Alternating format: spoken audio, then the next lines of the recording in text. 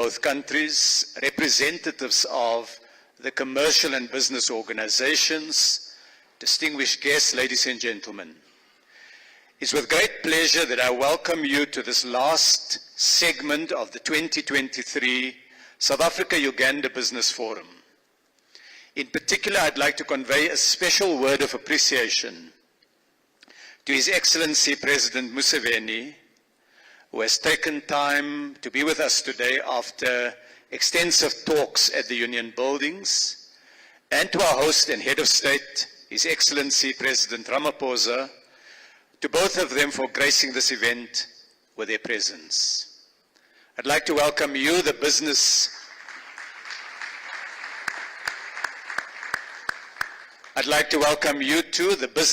delegates, the business leaders, the representatives from Uganda who have traveled from one stunningly beautiful part of our continent to another beautiful part so that you can be with us today. In the session this morning, President Ramaphosa said that South Africa was enormously proud of the relationship with Uganda. And President Museveni spoke passionately about the importance of the Pan-African economic dividend. And so, Excellencies, we've assembled here 350 business leaders and representatives from the two countries. We've been busy yesterday. They've unpacked the opportunities in this economic relationship. They've identified where more can be done.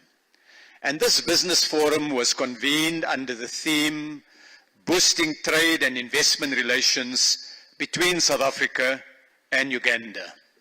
And the team of people you've seen here, and some of those who are outside in the exhibitions, that I hope you will briefly join them later, have had panel discussions. They've organized themselves under a number of themes, and they are brimming with ideas on how to make this relationship go higher and do more things.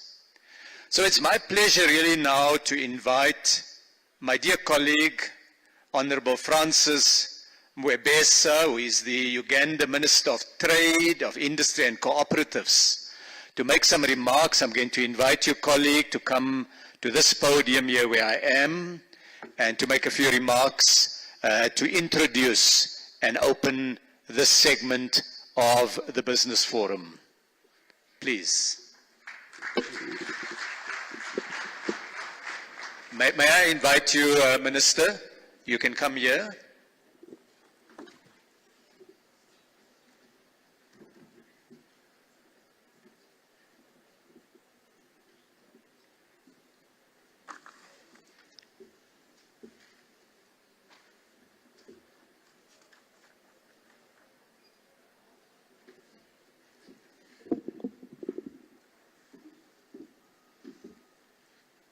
Your Excellency,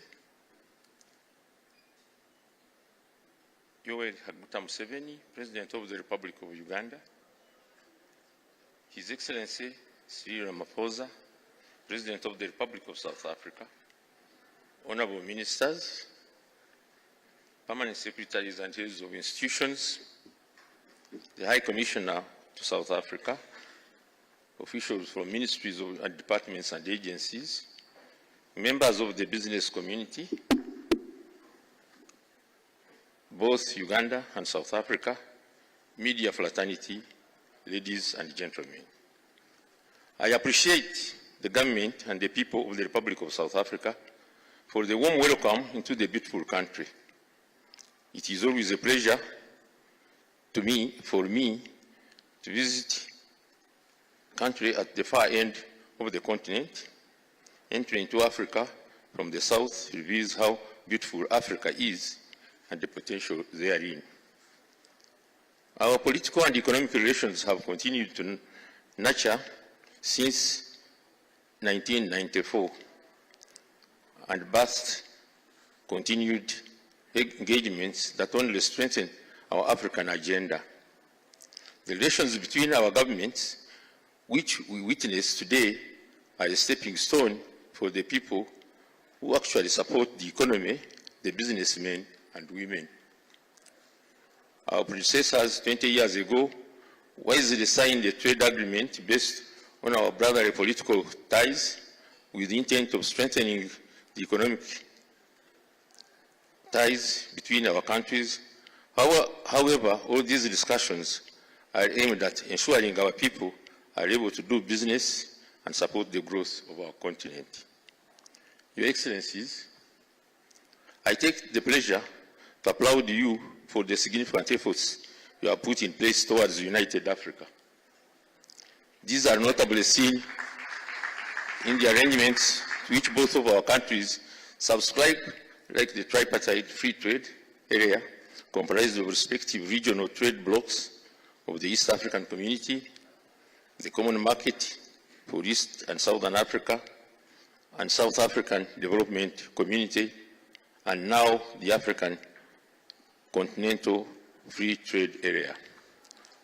You may recall that one of the items we identified to operationalize the bilateral agreement was the fast-track tripartite FTA. I congratulate us all on achieving this goal. However, let us remember that signing the agreement in itself is not enough. We need to ensure its effective implementation. A responsibility that calls for all our efforts if we are to reap the benefits therein. Now we are making enormous strides in ensuring the effective implementation of the Continental Free Trade Area. Brothers and sisters, let's walk this walk together and leave no one behind. Your Excellencies, total mechanized trade between Uganda and South Africa remains low, and this is mainly attributed to the low level of exports from Uganda to South Africa, while Uganda imports from South Africa stood a bit higher. Uganda majority exports cotton, fish, fillet, coffee, fresh flowers, and tobacco. On the other hand, Uganda majority imports machinery, iron, steel, motorcars, plastics, and electronics, petroleum, textiles, and footwear. Your Excellencies, I would wish to use the opportunity of this business forum to call upon our two governments to strengthen our trade relations and improve this skewed trend.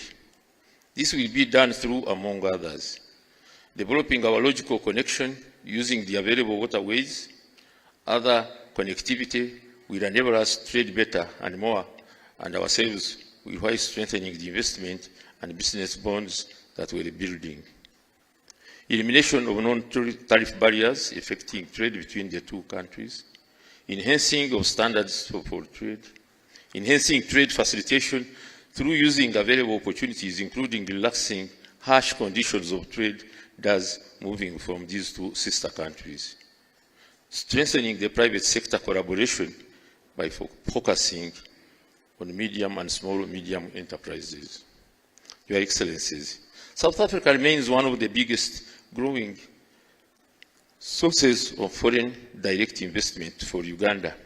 Currently, South African companies are major players in telecommunication, MTN Uganda, breweries, Sub, Miller, finance, Stanbic Bank, retail, Woolworth, poultry, Bukomo, energy, ESCOM, and many others. It is worth noting that foreign direct investments inflows in Uganda increased in 2019 to US dollars 1,266 million, from 1 billion to 0.55 million recorded in the year 2018, mainly on account of an increase in other capital.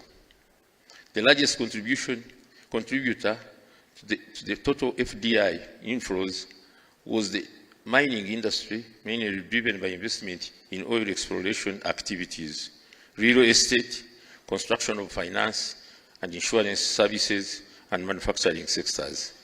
I'm glad to note that South Africa is a top 10 source of FDI flows to Uganda.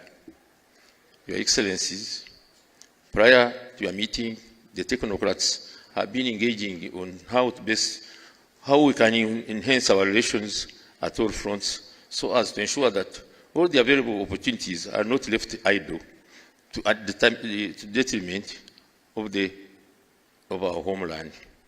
Today, as a result, we are going to witness a number of MOUs being signed. These MOUs speak to our cooperation in the fields of standards, energy, tourism, oil and gas. Your Excellencies, the business community has also had a two-day session networking and sharing experiences. Different sectors are represented here, ranging from manufacturing, agro-processing, commercial agriculture, transport and pharmaceuticals, industrial packaging, oil and gas, minerals. To any investor here today, a lot of progress has been registered in harmonizing investment policies, incentives, and laws to further make business in both countries more attractive. In addition to the available market made more attractive by the regional initiative of available natural resources, Uganda has put in place measures to enhance the doing business environment as to attract more investors, in line with the National Development Plan 3 of our country. Prioritization is given to investment in key growth opportunity area of agriculture, tourism, minerals, oil and gas, as well as infrastructure and human capital development as fundamental. I am optimistic that the engagements have had throughout this week, and prior, will further enhance our trade and investment relations. This should not be a one-day event, but continuous journey that will see Uganda products more competitive enough to gain a large market share in the South African market, and also have more South African products on our shelves and investments in our land. Together we move and leave no one behind. That is the African spirit. As I conclude, Your Excellencies, I wish to call upon more South African business persons to come to partner and invest in Uganda. Your Excellencies, the President, I take this singular to invite you as to our key note speak to us.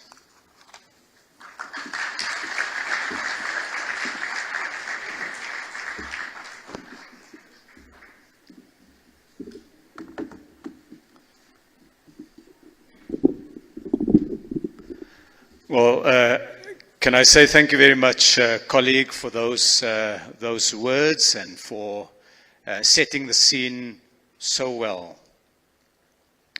Really, the business forum is about the private sector. It's about getting businesses to do more.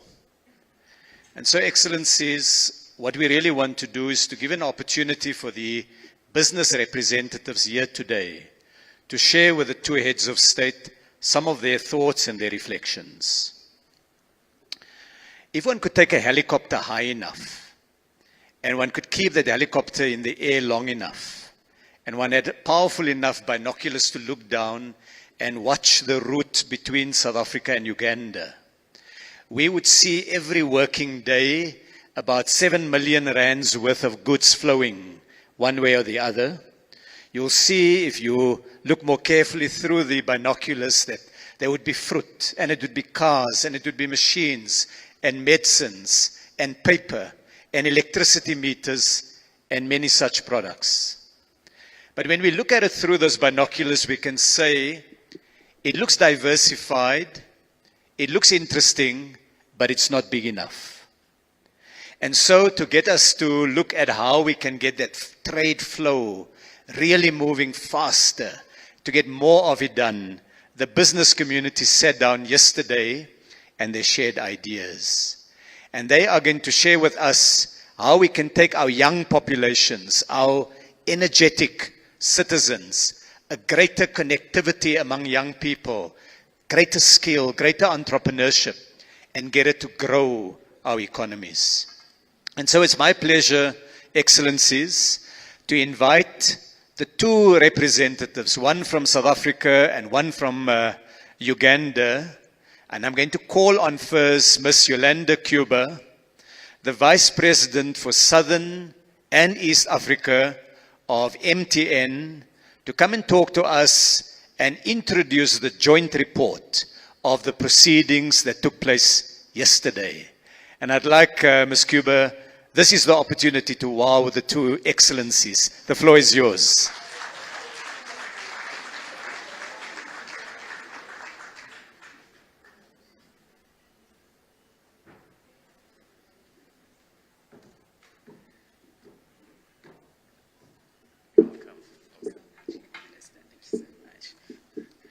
I was going to invite you. Thank you. Your Excellency, President Cyril Ramaphosa from the Republic of South Africa, Your Excellency, President Yoweri Kaguta Museveni from the Republic of Uganda, our most beautiful pearl of Africa. Honorable ministers here from both the Republic of South Africa and the Republic of Uganda, Your Excellencies, ambassadors and high commissioners here present, permanent secretaries and heads of government agencies also here present, captains of business who I had the pleasure of interacting with over the past 2 days from both Uganda and South Africa. I acknowledge you. And lastly, distinguished ladies and gentlemen, welcome to this final stage of our summit. This is what we call the crescendo. My name, as indicated, is Yolanda Cuba. I am not Cuba. I am not related to Fidel Castro, although I would love to. Here, I am from MTN. I'm the Vice President for Southern and Eastern Africa, which would include Uganda within the MTN group. But here today, I'm here representing the private sector of South Africa. I'm joined on stage by my colleague from Uganda, the chairman of the Private Sector Foundation Uganda, Humphrey Nzeyi.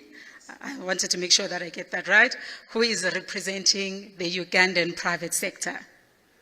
Your Excellencies, as you can see, there was great interest in the summit, the first of its kind in the last 12 years, where we have managed,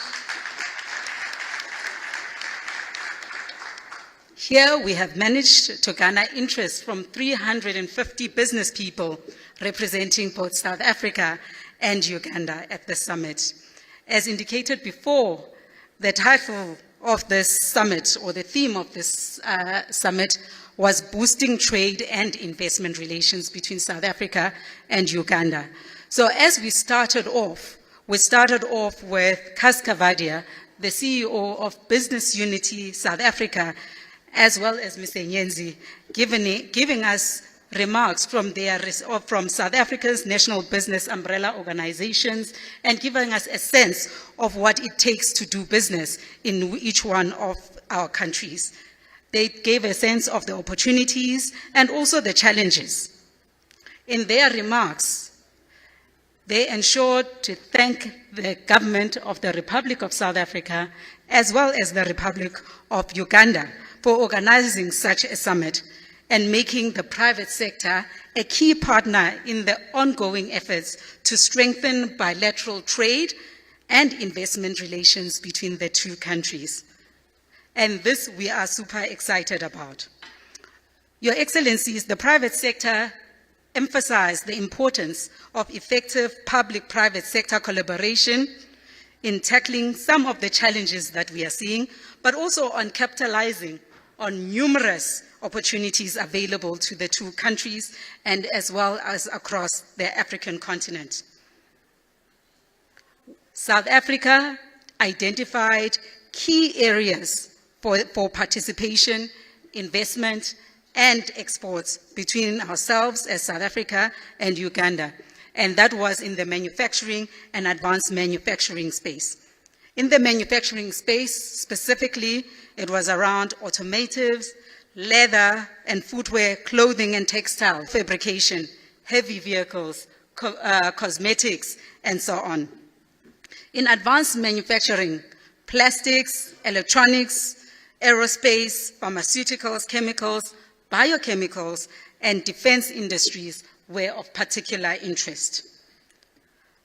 Your Excellencies, the area of trade and investment identified by our counterparts in Uganda included, but were not limited to, the following: commercial agriculture, and we know about the Ankole cattle, right? I want to be lobolad with that. Just in case you were looking.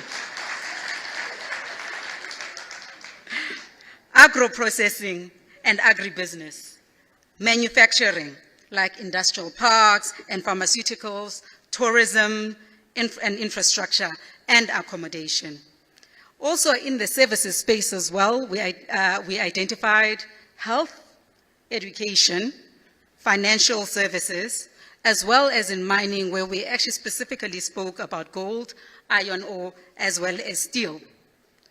Infrastructure development also featured quite highly in our deliberations, including rail mass transit, housing, ICT. So maybe in the not so distant future, I will not only be talking about the Gau train, but I will also be talking about the Kampala train.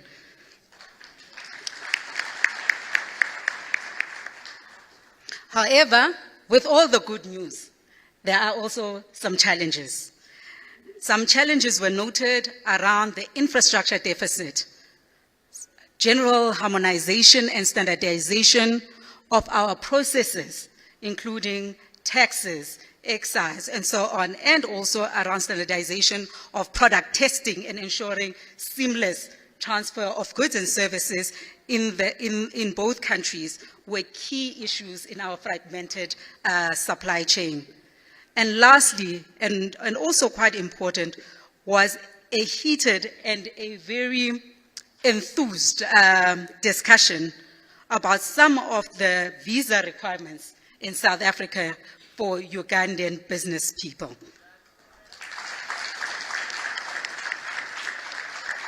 Your Excellencies, addressing these challenges would greatly facilitate and accelerate trade and investment between our two countries. Here today, this is my proud moment.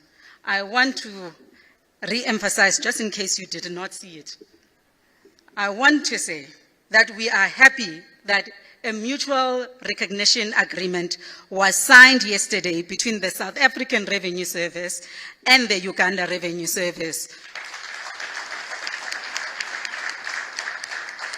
This work is to ensure that the movement of goods and services and the challenges around, for example, customs clearance, handling at ports, and so on, are actually make it easier for goods then to transport between the two countries. The forum also further noted and welcomed the ongoing negotiations of an MOU between our standards bodies to ensure that we actually standardize some of the testing and the recognition of products from both sides, the technical regulations, the metrology, and accreditation between our two governments. This, again, will ensure the seamless movement of goods and services. These agreements will ultimately ensure that trade between South Africa and Uganda is not something that we just talk about in books, but it is actualized and it is a lived reality for both the nations. We also came up with some recommendations from the summit, and I will hand over, Your Excellencies, to my colleague to talk through some of the recommendations that were made at the summit. Thank you. Thank you very much, Yolanda. Your Excellencies, the delegates discussed key challenges and opportunities that can be leveraged by the two countries and therefore recommended the following. As you might be aware, Your Excellencies, one of the major impediments of trade and investment is visas for the private sector players. Your Excellencies, we are happy to report that Uganda Airlines has now increased the number of daily flights to Johannesburg to 5 flights per week. This is a great enabler for fostering trade between our two nations, and we congratulate our national carrier for this development. The private sector, therefore, proposes to take advantage of this development by granting visa-free access to both countries for ordinary passport holders. Your Excellencies, our two countries should establish business support centers in each country to work on business challenges, to avoid numerous court arbitration issues. In this regard, a recommendation to appoint trade representatives to help the private sector with market research and intelligence in both countries was made. Your Excellencies, the Forum further recommended that the implementation of bilateral agreements which take long to execute, especially the 2010 bilateral agreements between our customs portfolios, be expedited. Your Excellencies, the private sector further recommended that the revenue authorities of the two countries work together on trade facilitation systems integration, custom systems such as the electronic single windows and the regional cargo tracking systems to be integrated. Your Excellencies, the private sector of both countries committed to working together on technology transfer, especially around cold chain storage, skills and training, among others, to boost our business ties. Your Excellencies, the private sector recommended that the two governments, possibly through the EAC, SADC and COMESA, work together to come up with an infrastructure bond that could be leveraged to fund trade infrastructure, such as roads and ports to facilitate the movement of people and goods. Your Excellencies, we further recommended that the airlines of the two countries come up with cargo freight packages that enable small and medium enterprises to be able to transport their cargo between the two countries at reasonable rates. Your Excellencies, we seek your blessings for the private sector of the two countries to work together to develop joint tourism packages to increase the value and volume of tourism businesses within the two countries. As part of that, we also seek to have collaborative engagements on conservation. Your Excellencies, we also seek your blessings for the standards bodies of the two countries to work together and sign a mutual recognition agreement so that goods of both countries can access markets without additional testing. Your Excellencies, we once again thank you for accepting to meet with the private sector and your commitment to supporting our growth and competitiveness. The private sector commits to playing our part in ensuring the agreed upon resolutions related to the private sector are effectively implemented. Your Excellencies, we request that our proposals that require the efforts of the two governments be expedited. We thank you, Your Excellencies.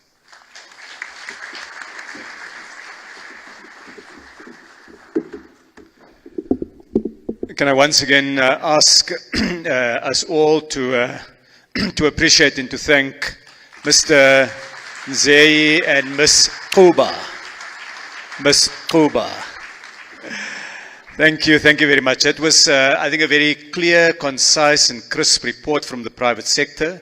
It has very clear recommendations of what we should do. Ladies and gentlemen, Africa is projected by everyone to be a continent that can grow at enormous rates over the next number of years.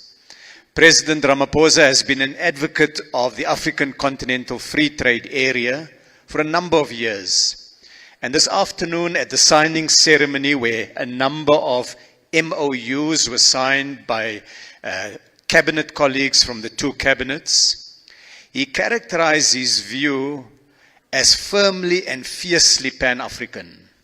Firmly and fiercely Pan-African.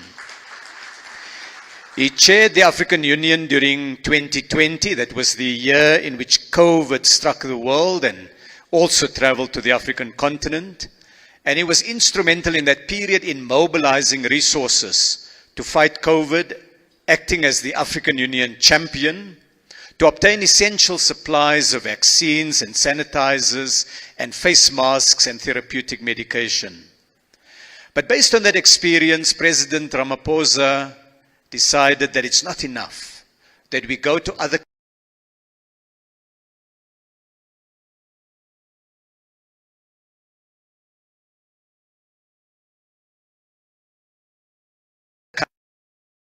unless we can make what our own people need. And today there are multiple vaccine manufacturing plants on the continent, 2 who are producing at commercial scale in South Africa, and 1 that is about to take off in East Africa. President Ramaphosa has set out a vision of a reimagined Africa and a reimagined plan for growth in which we trade more with each other. And he's reminded us, go anywhere in the world and you'll see neighbors trade with each other. Look at the African continent. Oh no, what we do is we pack all of our minerals into a train, we send it off to the port, and we send it elsewhere in the world for people to make things and to add value and to become wealthy. In the meantime, we stay poor. And it's that vision that has led the President to invite President Museveni to South Africa for this state visit. And I ask you, ladies and gentlemen, please join me in welcoming His Excellency President Ramaphosa to address us. Excellency, the floor is yours.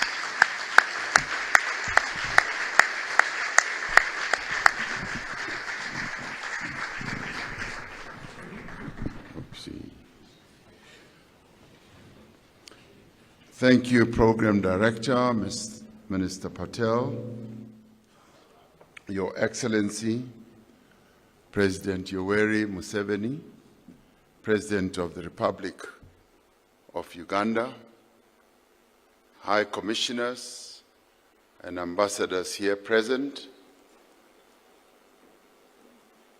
and all business and captains of industry leaders who are here with us.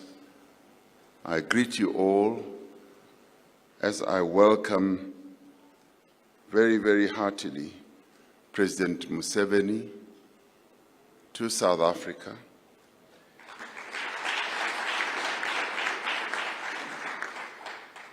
It's a real joy and a pleasure to be amongst you here. This is indeed a historic occasion for us as South Africa to not only host President Museveni, but also to have this business forum. This business forum is an important addition to the state visit. Earlier today, we held productive discussions on a number of issues with President Museveni, but more particularly on how to reinvigorate and boost trade between our two countries, but also how we can increase investments between our two countries. We considered a number of challenges in the landscape, but even as we saw challenges, we also saw great opportunities.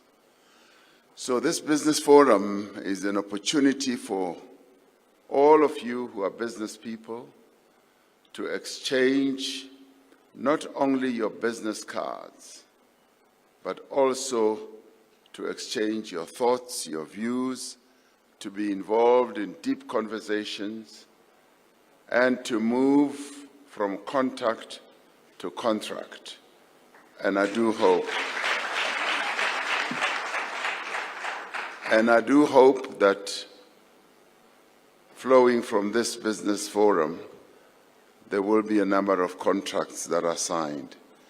And I can already smell millions of dollars that are in the making. And as I look at you, I see smiles. I know that when business people smile, it's because they've done good deals. So I can smell good deals amongst you. So we really welcome this opportunity that you have had to be together and to converse with each other and to try and identify the many opportunities that exist. It is particularly important that we inject what I would call vigor, particularly when it comes to putting the Africa Continental Free Trade Area into operation, to enable it and to showcase it as a treaty that can boost economic growth on our continent. I hope to see a strong showing from Uganda and South African business people, particularly at the inaugural AFCFTA Business Forum that will be hosted in Cape Town later this year. That is the moment that we all should look forward to get our treaty truly off the ground, as many countries have signed up and are ready to trade. Some have already started trading, particularly in the West African part, in the west of our continent. When it comes to trade and investment linkages between South Africa and Uganda, there is certainly great room for improvement. Last year, we saw a decline in volumes of trade between our two countries compared to the preceding year. I don't know what caused it. It could have been the aftermath of COVID, but certainly it's not something that we would like to see, because we would like to see improvement and increased trade on an ongoing basis. In 2022, and I'm sure you've already got the figures, being the good business people that you are, our two-way trade amounted to $130 million, just over 1.8 billion rand. We should aim to more than double this and get the trade to shoot way over almost $300 million as well. And I certainly think that it is an achievable goal, and with business people like yourselves who are ready to trade, who have identified a lot of opportunities, I see no reason why we do not reach that level.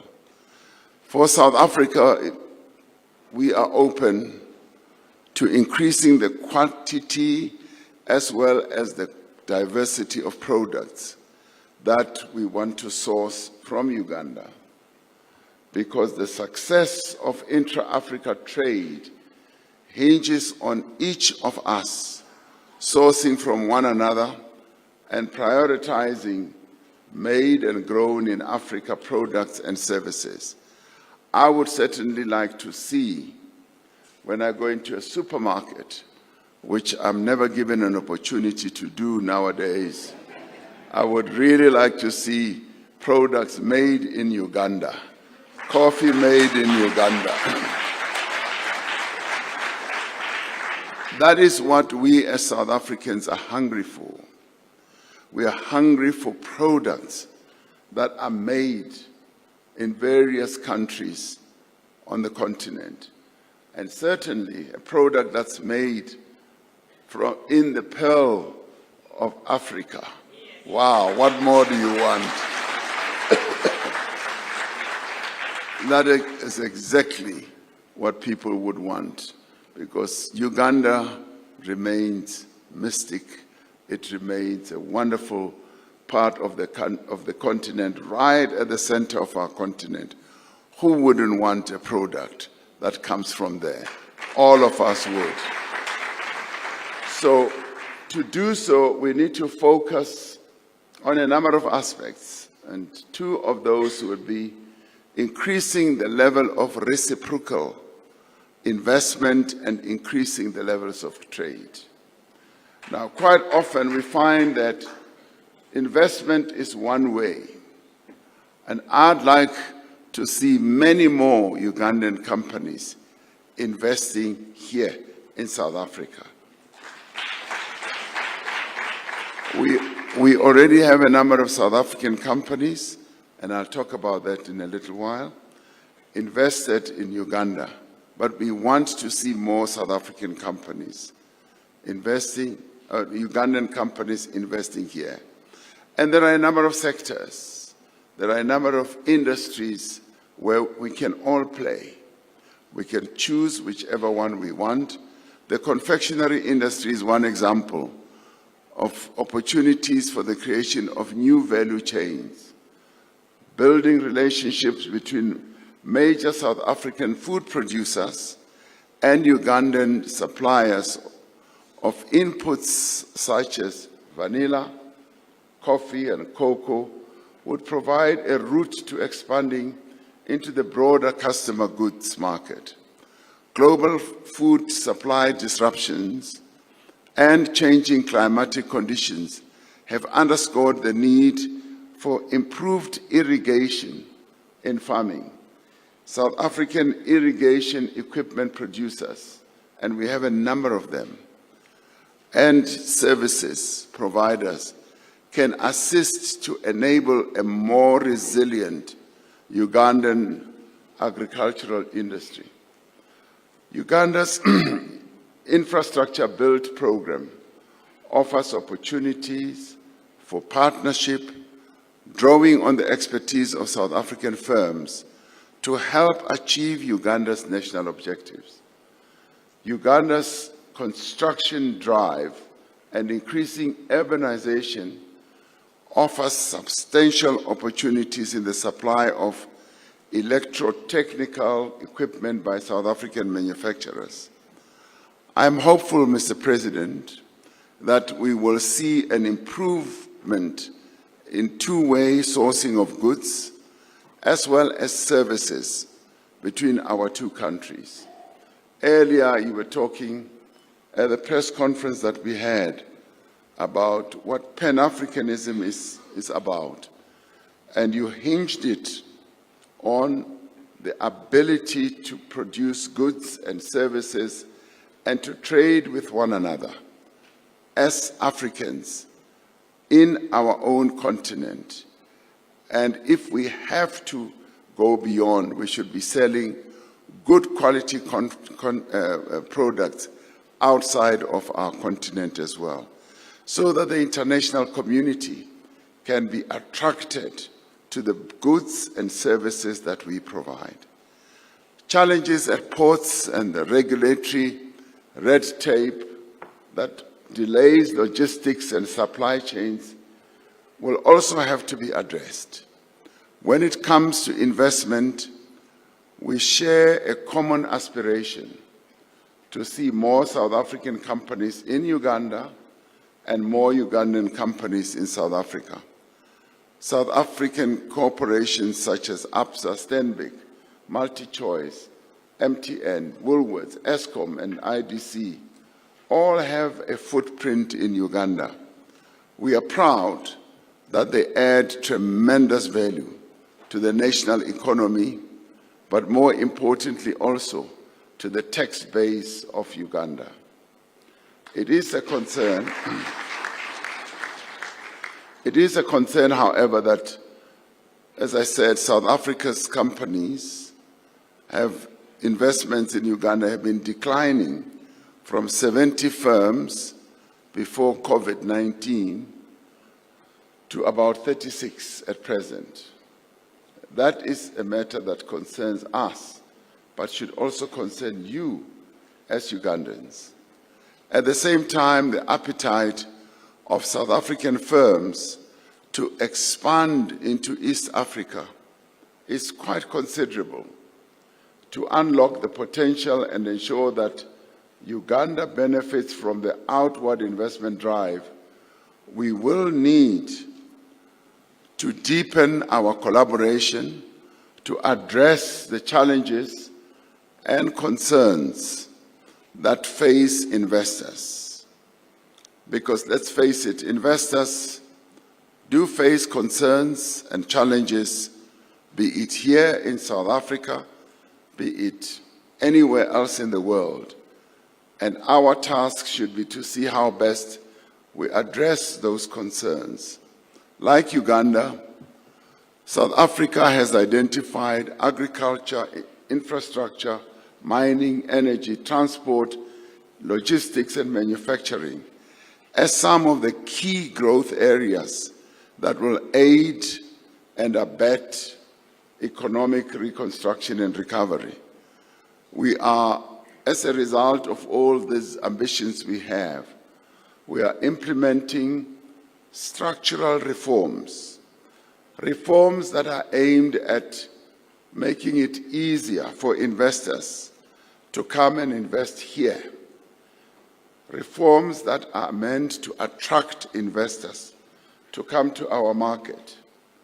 And we are therefore addressing the issues of electricity, ports, rail, telecommunications, and water, as well as road infrastructure. We are working to improve the business operating environment, including the setting up of what we call a red tape reduction team in the presidency to coordinate all efforts to remove the many bureaucratic hurdles that we in government are fond of creating and setting up. And when one looks at some of those hurdles, you wonder, why do we ever set them up? Because they inhibit and they constrain investors to come and invest. We should be more investor friendly. We should be more forthright in attracting investors to come to our economy and our market. And of course, as South Africa, we are also having to address a debilitating electricity crisis as our foremost priority.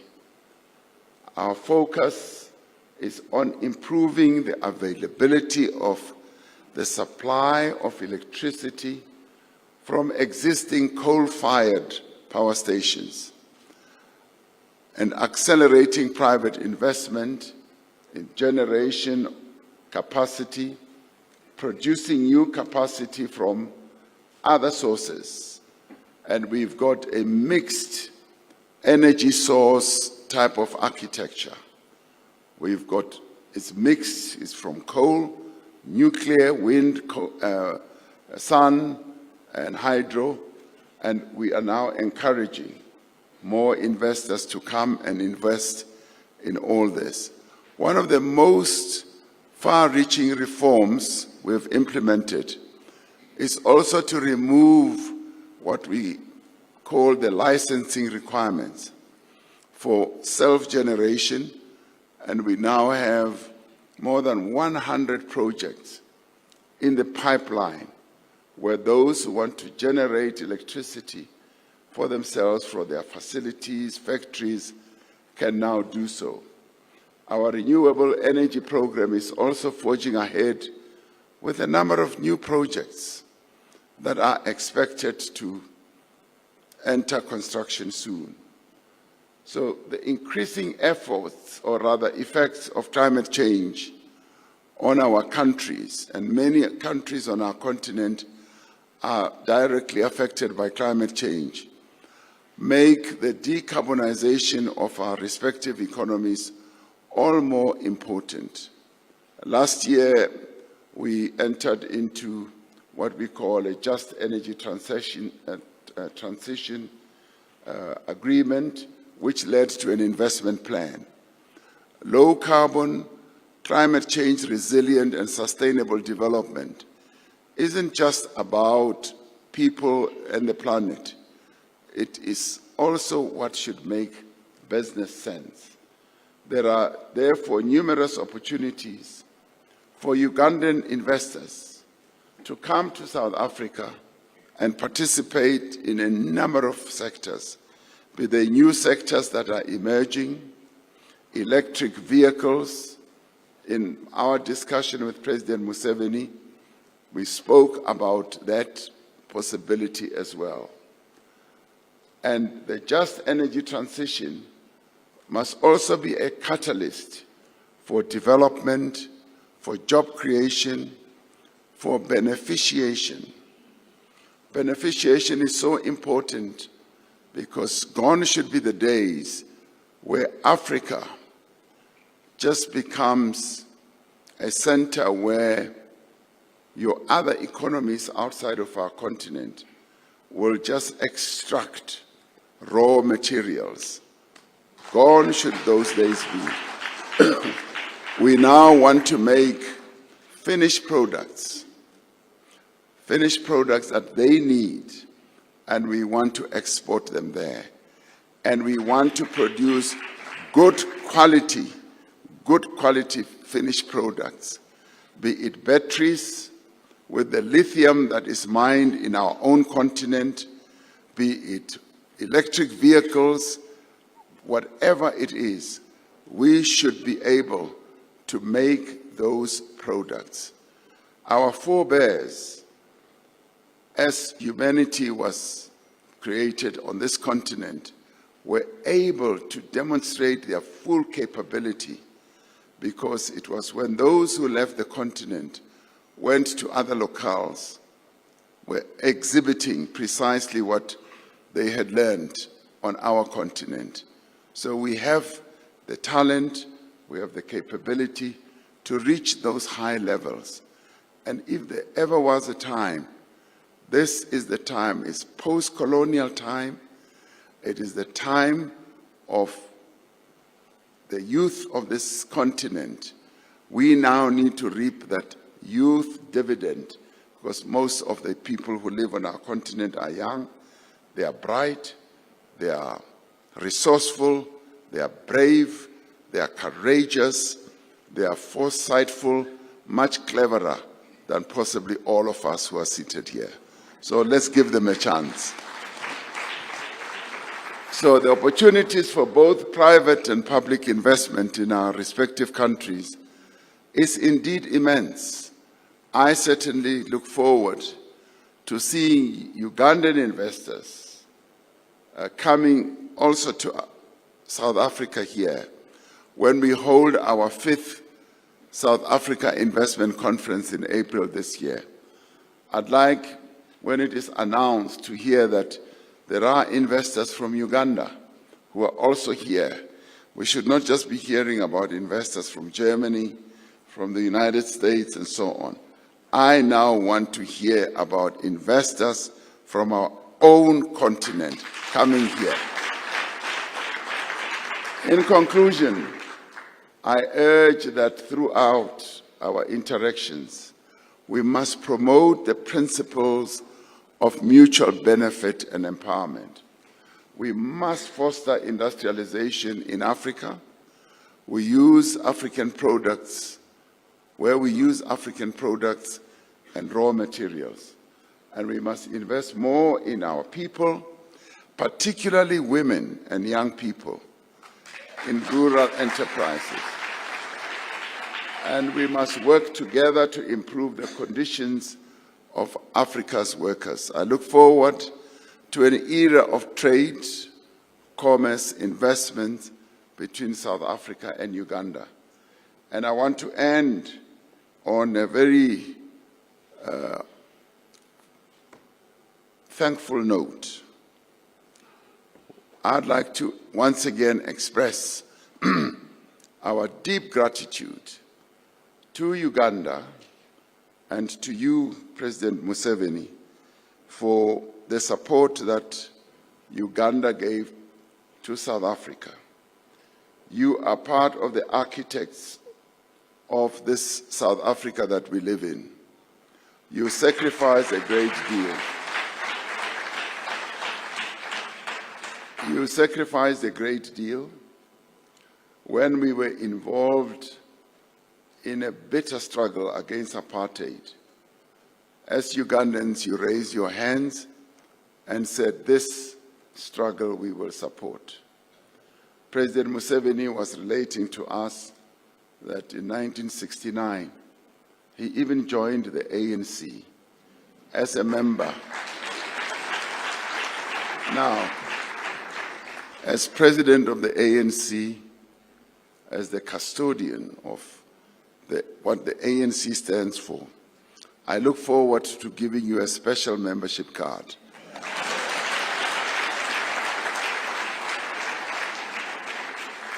So that you and I can stand side by side and say, yes, we are members of the ANC. Thank you very much.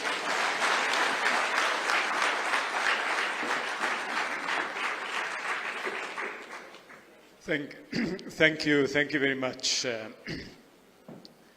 Ladies and gentlemen, this morning the two excellencies addressed the media at the Union buildings before the start of talks. And President Museveni took us down memory lane on African history in the 20th century, and as President Ramaphosa recalled, he peppered his reference to key moments that shaped the continent's history. About the economic opportunities, if we take that which holds us together and really focus it. And in the course of that remarks, as President Ramaphosa indicated, President Museveni indicated that he had joined the ANC in 1967. And now I ask the question, it's 55 years. Has President Museveni paid membership fees? It's a very long, big sum of money that the Secretary General of the ANC will be asking.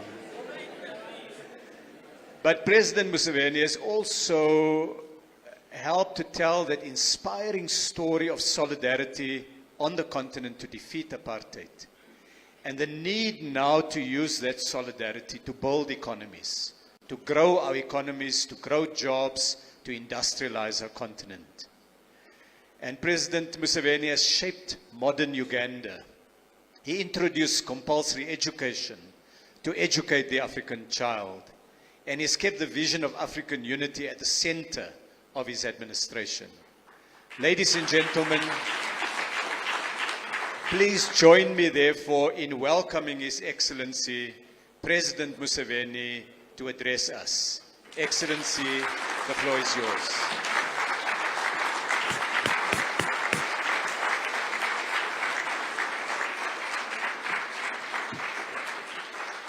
Okay, thank you so much.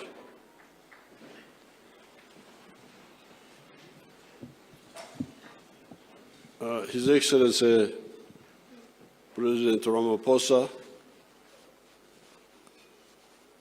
the ministers, the high commissioners, and I think people who are interested in making money.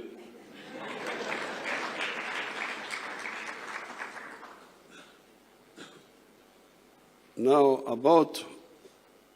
so I'm just here as a cost-free consultant. I thank His Excellency President Ramaphosa for inviting me for the state visit. I thank him so much. I've not been here for some years.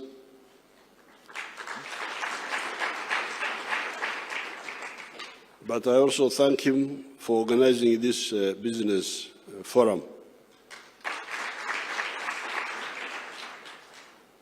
So that we can touch base and really give you cost-free consultancy on how you can make money. And if you are making money, how you can make more money. About 60 years ago, I was introduced to a subject known as economics. And in that economics, they taught us about the factors of production.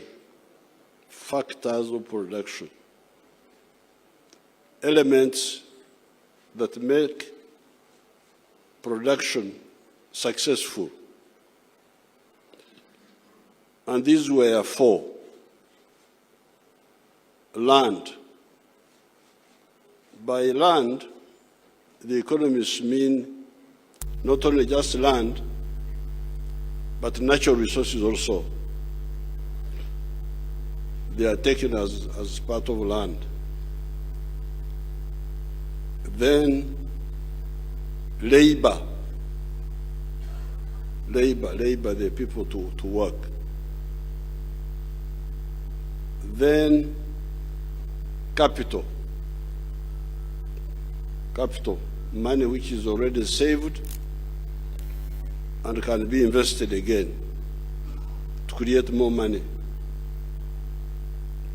But then they added a fourth factor, which was entrepreneurship. Entrepreneurship meant you having spectacles to see where opportunity is for making more money. Now, I don't know why they forgot another factor. They never mentioned it. It was mentioned much later by an economist known as Maynard Keynes, who came much later. And this was the issue of the market, So the four factors which help you to produce a product that can make profit, but also a market to absorb what you have produced. Now, I see some Kulala. Kulala is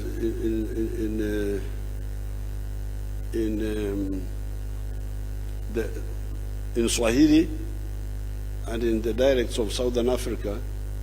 Apparently, it means to sleep. Kulala. Now, the other place where we come from, that word kulala is now used to mean to spend the night where you have gone.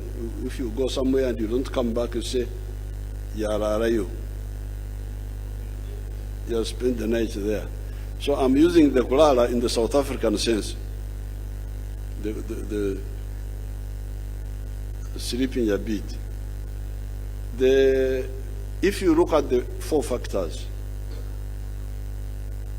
this is for business people, not for the ordinary wananchi. I cannot accuse the ordinary wananchi of Kulala because they have got enough problem of their own. So I'm just talking of the business groups, the business people, those who have got money, who have got capital. Now, when you look at Africa, really these opportunities are plenty. You talk of land, like you talk of Uganda, land meaning meaning natural resources and land. Everything is there. Agricultural resources of all types, whatever you want to produce, agricultural, it is there. And it's not only there, but most of the agricultural products are already being produced indigenously. All we need is processing. That's all. But otherwise, these products are there. Bananas, fruits, cereals, animal products, fresh water, these are there. So all you need is just really processing, not even agricultural production. They are there. So all we need are really processors. So that's a new area for our people, where we have got a shortage. Then you go to minerals.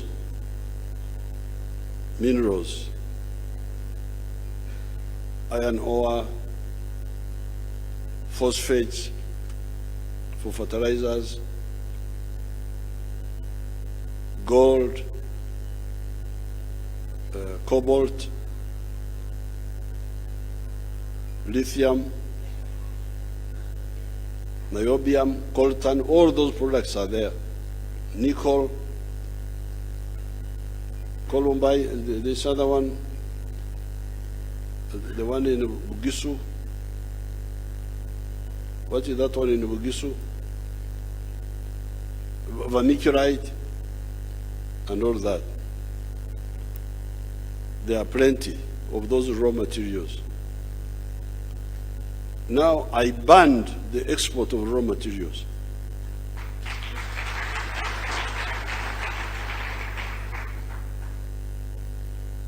Some people have been wishing me also so bad luck because of that, but I stood my ground. No export of raw material, of unprocessed raw materials. Because I cannot associate our movement with that sort of betrayal of Africa. At one time, an Indian group had teamed up with some local councillors somewhere in Uganda. We want to take iron ore to India.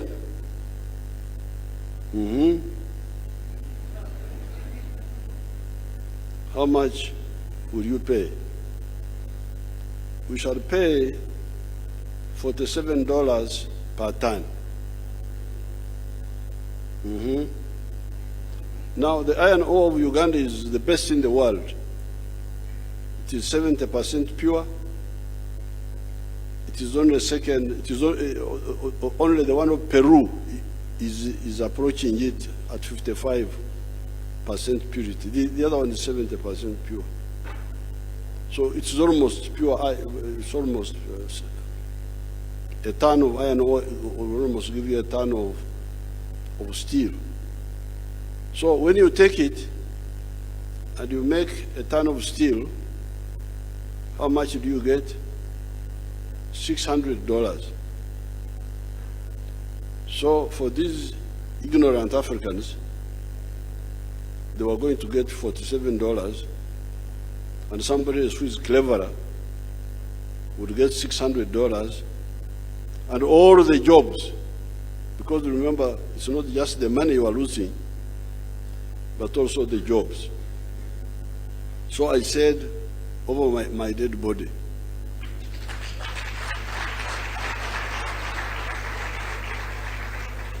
no export of mineral ore will take place as long as I'm in charge of that country.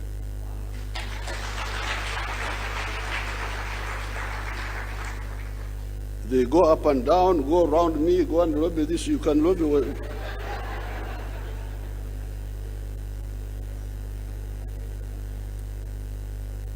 There is something called uranium. Somebody came, they want to take uranium to Canada. Canada. But I know what uranium is for. Uranium is more than firewood. In the past, we were burning logs for firewood. What do you call firewood in Zulu? Firewood. Oh, it is actually eNCA. eNCA.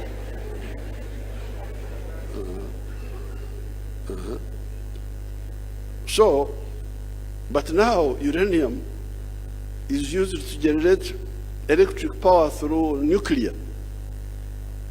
So how would I sell my uranium to Canada? I give them my firewood to Canada, and there's no fire in my own house. What sort of cleverness is that? I said no uranium will ever be exported from Uganda. We are going to build our own nuclear power stations, that's where it will be used.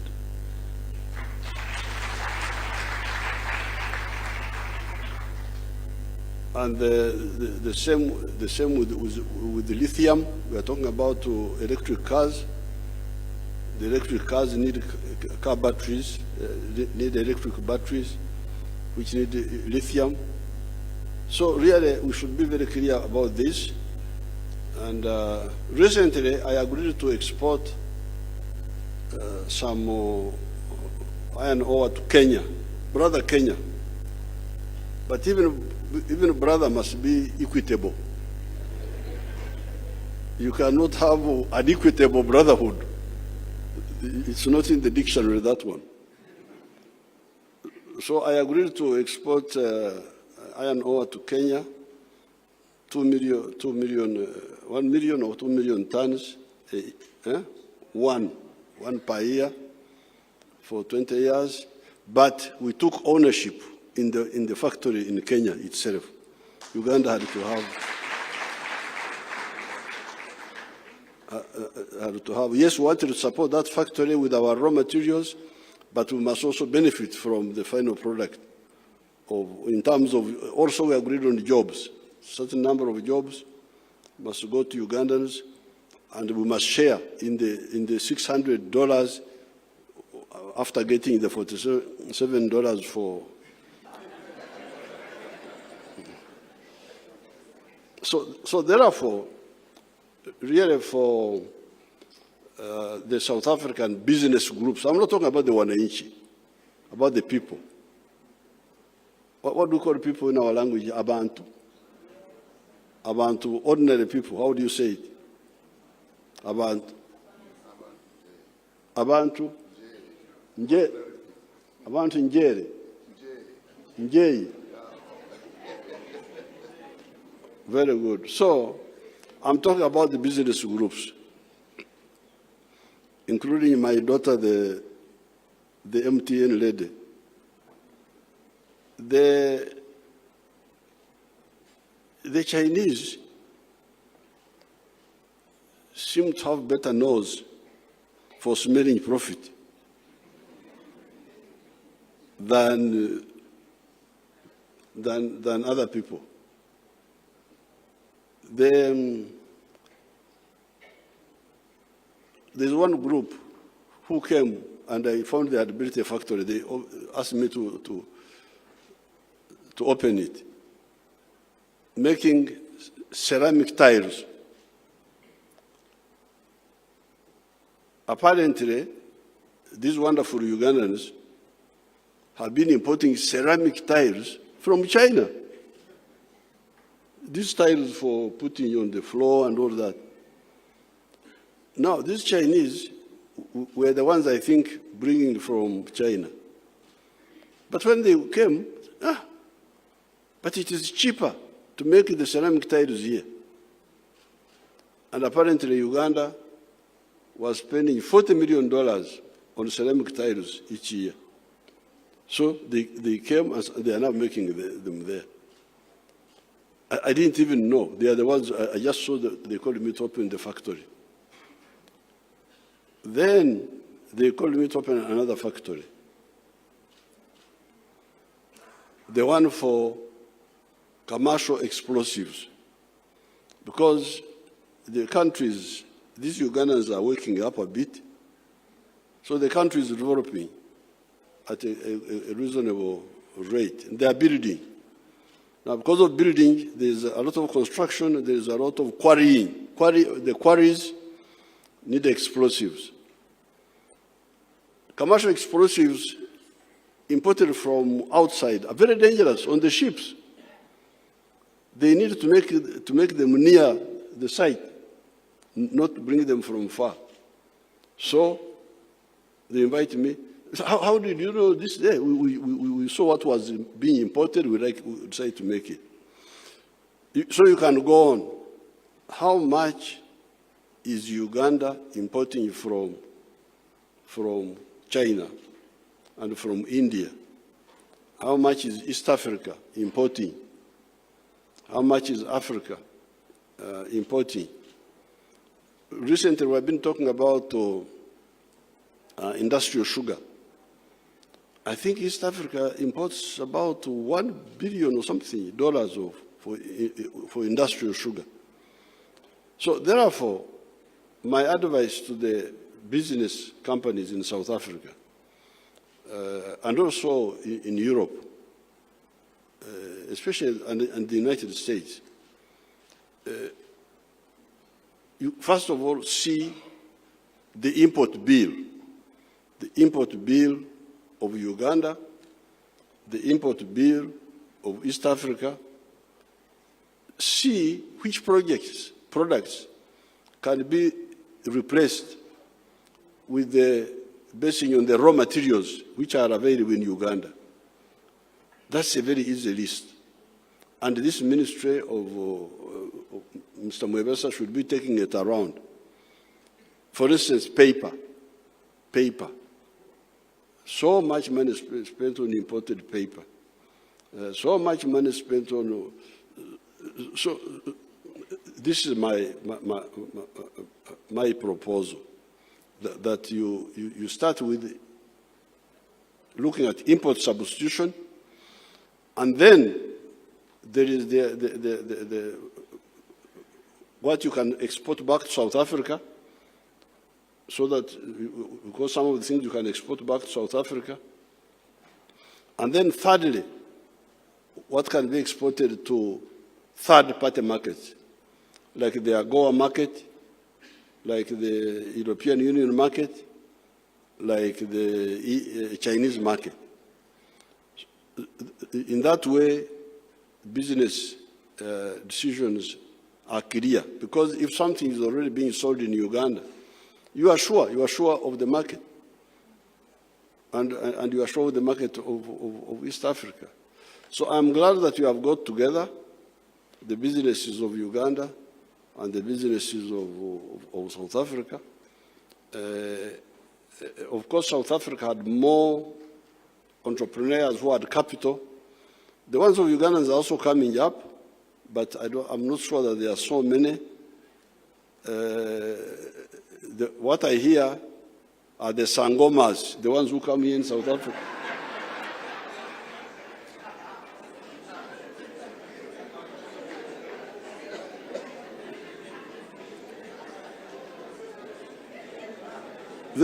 They come here to South Africa and pretend to be curing this disease, curing the other one. I think those are the investors that are coming here.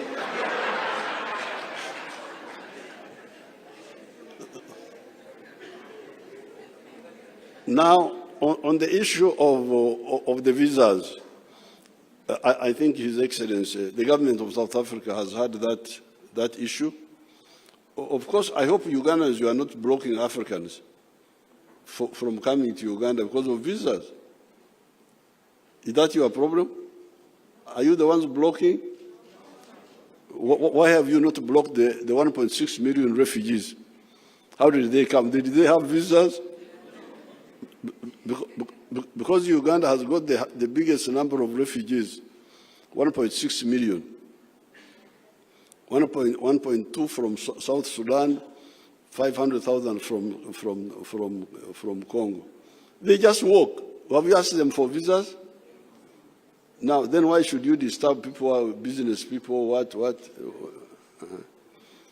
So I'm very happy. I hope you reached good agreements.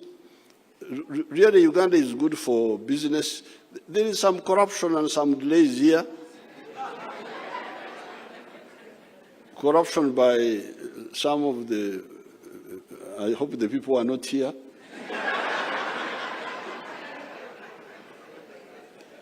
But we are really waging a war on them. They will be finished.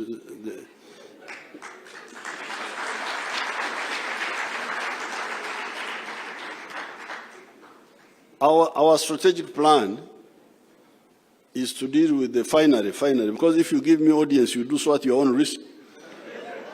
I can talk for a long time, so be careful. But I must restrain myself. But our strategic plan is to look at the three cost pushers. Because the cost, because in order to produce, you must be competitive. So that what you produce outcompetes other products in other markets. And that's why we have concentrated on three cost pushers. Cost pusher number one, electricity. We are insisting that electricity for manufacturing must not be more than 5 cents per unit, per kilowatt hour. And I hope the Minister of Energy who is here would have briefed you how far we have gone. Because at one time, one of the electricity producers was at 13 cents. 13 cents, how would somebody make profit? But we have, that's why we have been building the power stations ourselves, the government, or using low-cost money to build the power stations.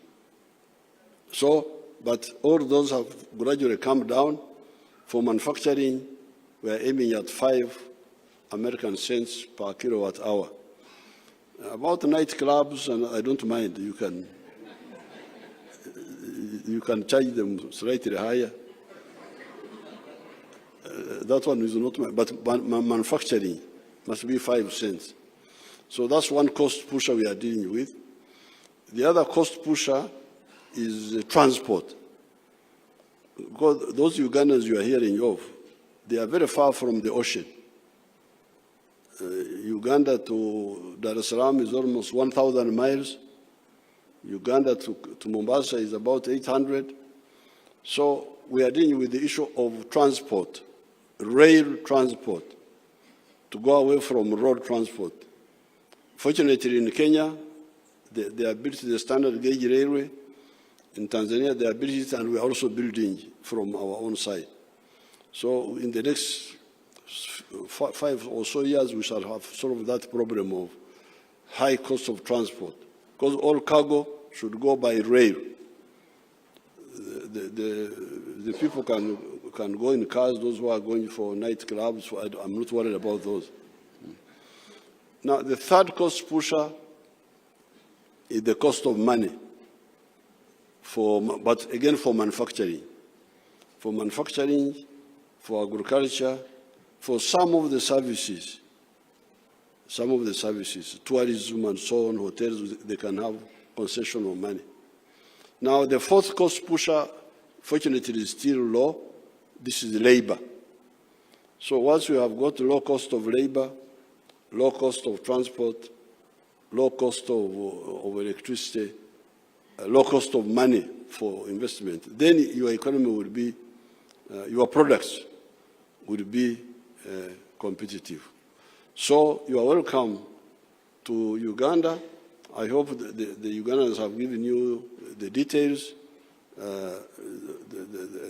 and I thank His Excellency for inviting me and enabling me to talk to you people. Thank you very much.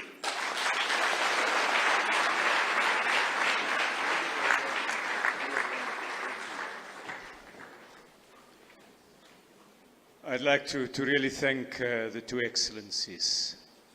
Good things must come to an end, and so too with our session today. Ladies and gentlemen, the past 2 days have reaffirmed the friendship between our two countries and the joint appetite to expand economic relations. We've had a business forum with 4 roundtables and a high-level panel. Excellent report.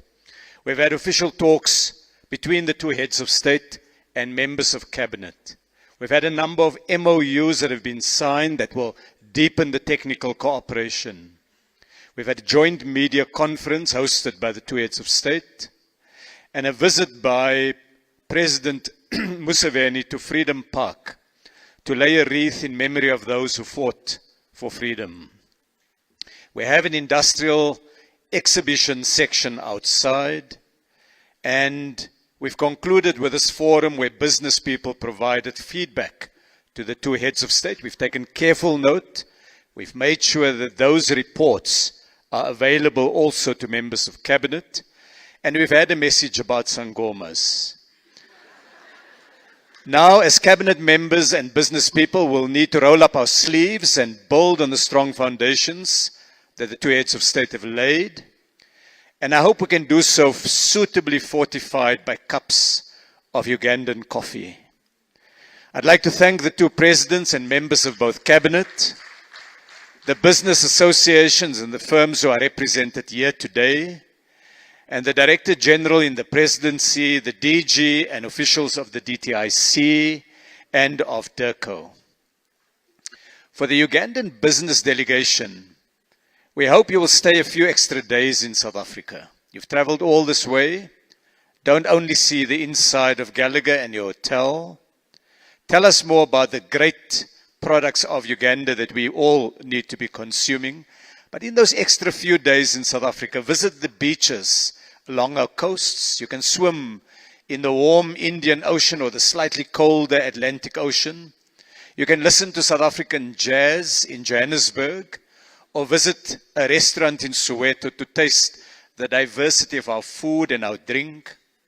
Or you can go north by car to Mapungubwe, site of an ancient civilization and a trading community that may have traded with the kingdom of Banyakitara.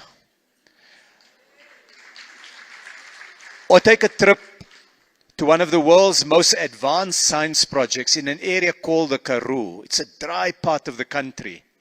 And you'll see this thing called the Square Kilometer Array. The Square Kilometer Array has radio telescopes that is giving us a deep insight into the universe here in South Africa. And spend those Ugandan shillings before you leave. To the South African business people, go looking out for the Ugandan tea and coffee and visit Uganda. It's really a beautiful country. I now wish to request that you provide the two presidents an opportunity to depart, and for the delegates to remain in the room while the excellencies take their leave. So please join me in appreciating the foundations that have been laid today for a renewed and stronger Uganda-South Africa economic relationship.